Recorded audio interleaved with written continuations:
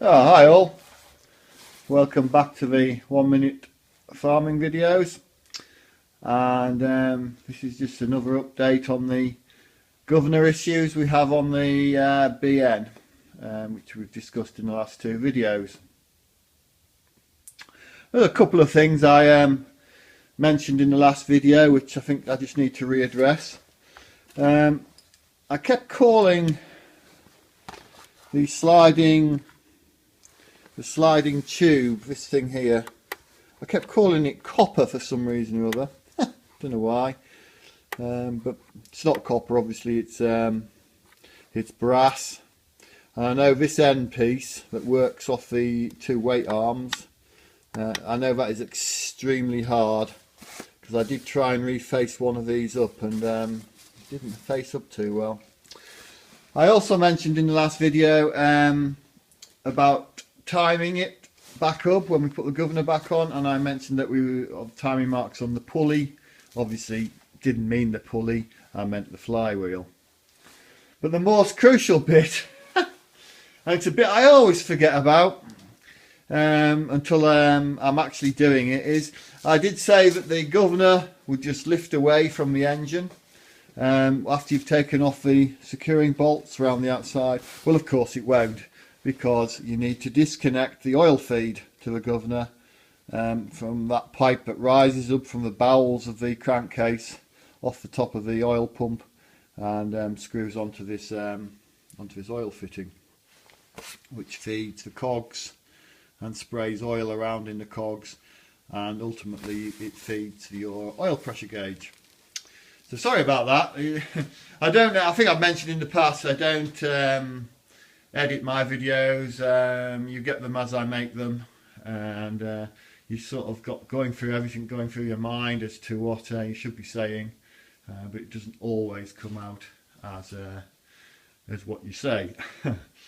So, but anyway, getting back to the issue. So, if you recall, in the last video we decided that this arm was moving far too far backwards, and where its position should be somewhere more like in that position, straight in parallel with the back of the governor.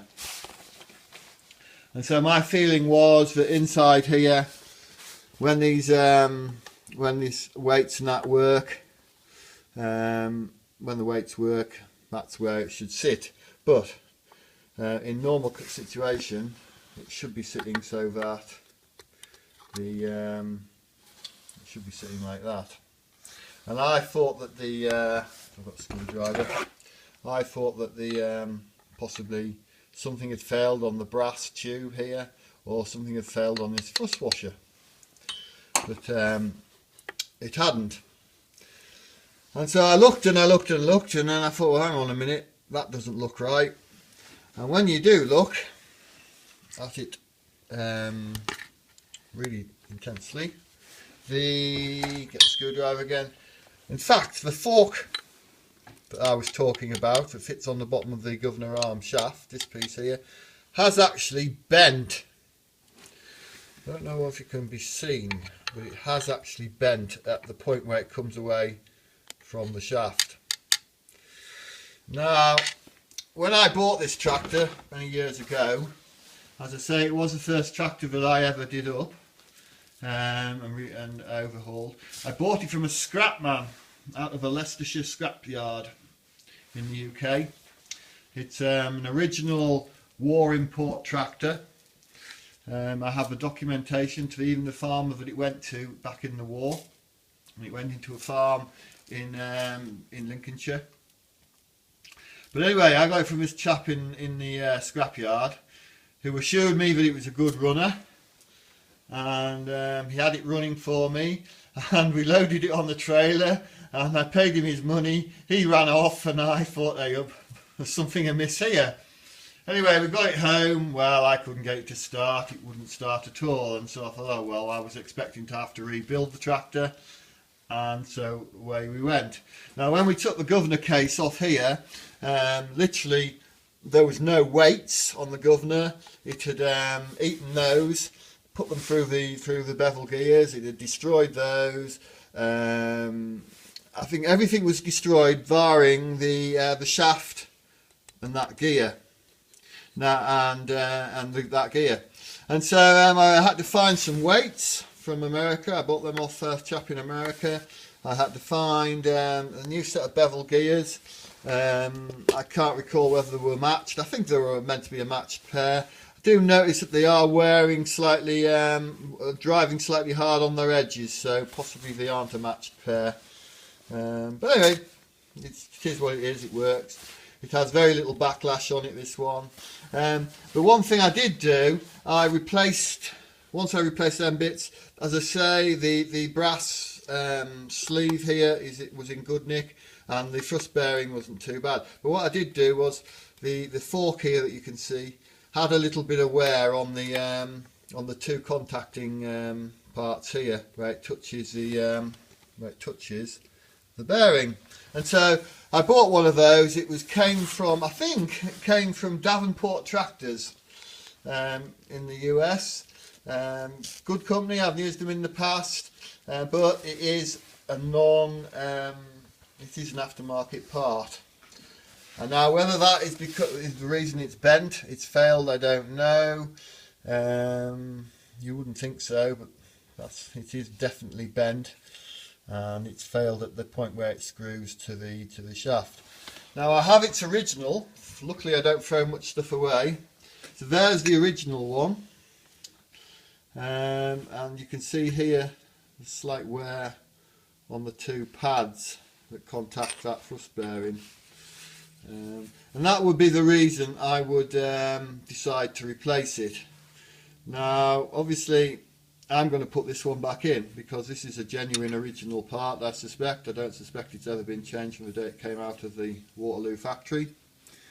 And so I will put this piece back in, and hopefully that is going to solve all our problems. I did wonder about building up these two areas, but you know what? That piece of metal is that hard and heat treated that I suspect there's probably years left wearing those two parts, and so I'm not going to worry about it. And at least I know that this one is as you can see here, is straight, whereas the one in there has definitely got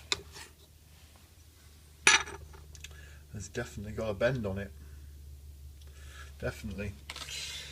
And so just going back to what I was saying, with that having that bend on, obviously the weights are having to move that little bit further to push the brass collar and the thrust bearing up before the governor has any effect via the lever here through the shaft to this lever here laid on the bench. And what little effect it has is working right at its extremes. And in fact, if you bend the get my finger out the way, if you move this if you move this right forward, so where it would be to work the governor, well, you can see that there it is, the arms move just to the point where it would be working, so the spring would be working back here.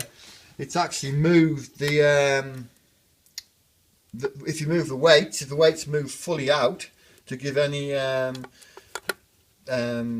interaction between it and the arm, well, you can see there's a massive gap. 3/8 of an inch plus nearly half an inch, and that would explain why the governor has had very little influence over the throttle when under load, and also when starting, because the minute it starts, it will start, the throttle will close down a bit, and the problem was that when I was trying to start this tractor, it was always flooding. It would always flood because it was obviously pulling far too much fuel in at that initial point of starting. Well, that's how I understand it anyway. And so yeah, so it's that's failed. Now I have seen them. I've never seen a governor destroyed as badly as this one, where the pins had worn away, the weights had fallen off, had gone through the governor gears. I've never ever seen one as bad as that. But what I have done is that some of these weights you get with just one arm, and sometimes the one arm can just pop over that collar, this collar here, and that can cause you problems. So yeah, so there we have it. So yeah, that is the issue. That forked arm there is bent. Now I'll have to speed this up because I could just see that my phone is going to, my memory is going to run out on the phone that I film these on. So the way to get to this is to undo those 2 screws down that hold the arm on, these 2 here.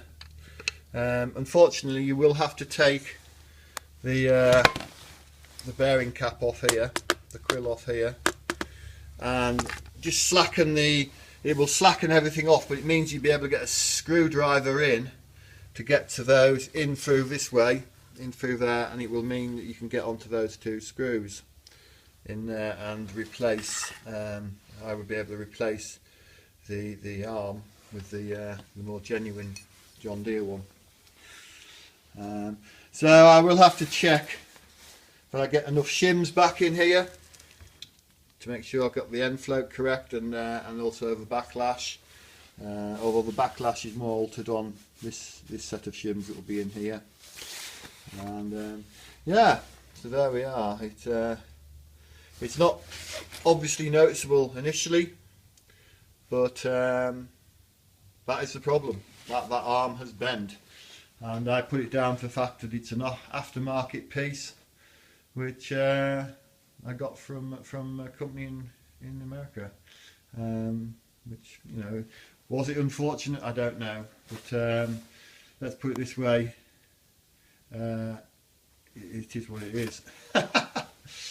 So yes, so there we go. I will do that. I will put the new arm back, at this second-hand arm back in, and hopefully we'll be able to get the governor put back straight on, and we should have this tractor back up and running very soon.